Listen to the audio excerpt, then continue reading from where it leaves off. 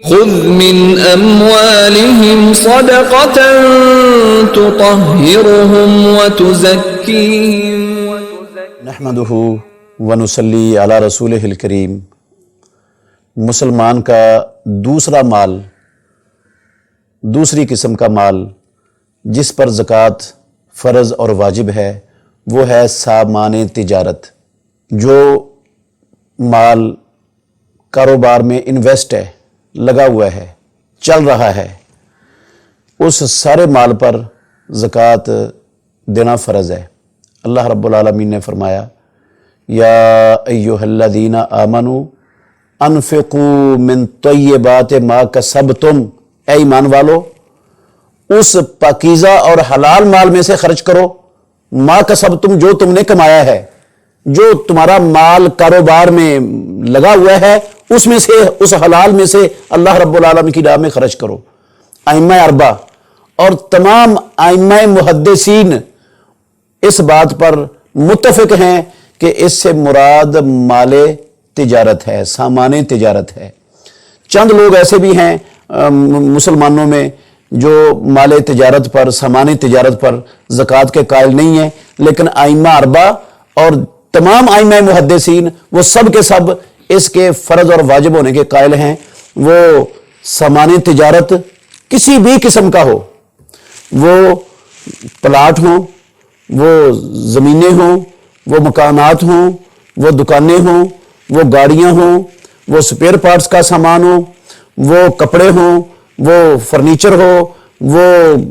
کریانے کا سامان ہو، وہ پرانا ساز و سامان ہو، وہ نئی چیزیں ہوں،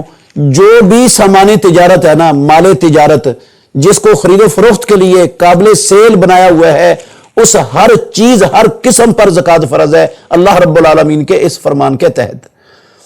تو کوئی بھی سامان تجارت جس کی اسلام کے اندر تجارت کرنے کی اجازت ہے وہ زکوٰۃ سے مستثنیٰ نہیں ہے، اگر اس پر سال گزر جاتا ہے اور وہ سامان کی قیمت نصاب کو پہنچتی ہے تو طریقہ اس کا یہ ہوگا کہ جتنا قابل سیل سامان بندے کے پاس موجود ہے، آج سال پورا ہونے پر اس کی موجودہ قیمت خرید نہیں، اس کی آج موجودہ جو قیمت ہے اس قیمت کو آپ معلوم کر لیں، موٹی موٹی آج اس کی قیمت کتنی ہے، جتنا سامان قابل سیل ہے، چاہے وہ خام مال کی شکل میں ہے اور چاہے وہ پروڈکٹس کی شکل میں ہے، اس کی قیمت ہو گئی۔ نمبر 2، اس کے اندر جو کیش آپ کے پاس ہے